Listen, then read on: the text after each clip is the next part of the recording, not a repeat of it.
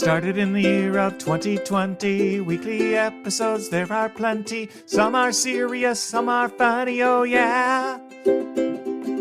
Oh, wow, what do you know? It's time for the Pocket Knife Show. Whoa, whoa, whoa, whoa, whoa, whoa, whoa, whoa, whoa.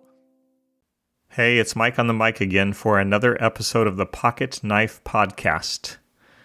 A couple of weeks ago, on a Monday, I got home from lunch and found a pest control truck sitting out front. AJ, our bug killer, was at the back of his vehicle taking pesticide application equipment out. I pulled to the curb a few feet ahead of his parking spot and got out. We talked for a moment or two, then he asked if he could come inside to spray. I welcomed him in since tiny ants had just begun showing up in our back bathroom and laundry area. Having let him in, I returned to my car to bring in a load of groceries I'd picked up.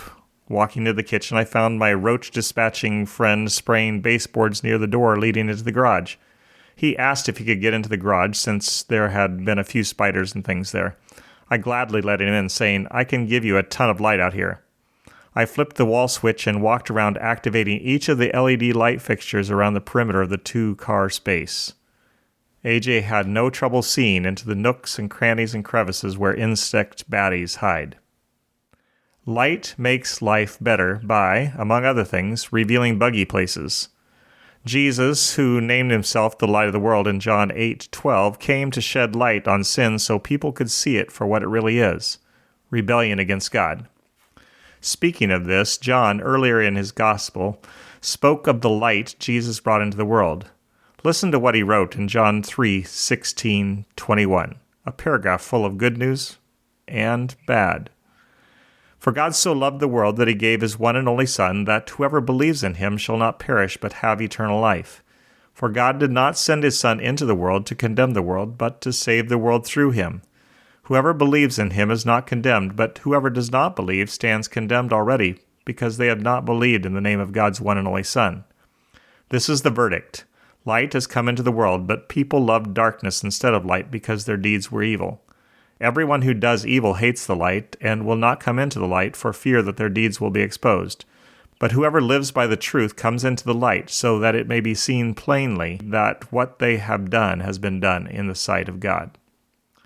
If you want to do evil, you will hate what Jesus says.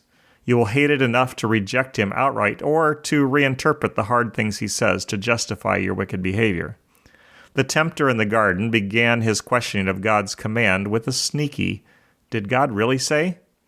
He still uses that line of questioning to get people off track. He puts his lies in the mouths of false teaching preachers and leads thousands astray. They think they're getting light. What they're really getting is darkness packaged in shiny paper. God is love. He won't judge you. He wants you to experience freedom. True or false? Depends on how you define love, on what you mean by freedom. Hear me out. What the world calls freedom, God calls slavery to sin. You do you, the saying goes. Sounds right, but it leads to destruction. You are not wise. You need God's light to show the way. Let me read all Jesus said in John 8:12, which I referred to earlier. "I am the light of the world," Jesus said. "Whoever follows me will never walk in darkness, but will have the light of life." Following Jesus is the only way to life. Choosing his wisdom over your own is the only way to understanding. You cannot walk in light if you choose any other guide. All other paths start and end in darkness. No, it's sad, I know we've come to the end of the show. Whoa, whoa, whoa, whoa. See you next time.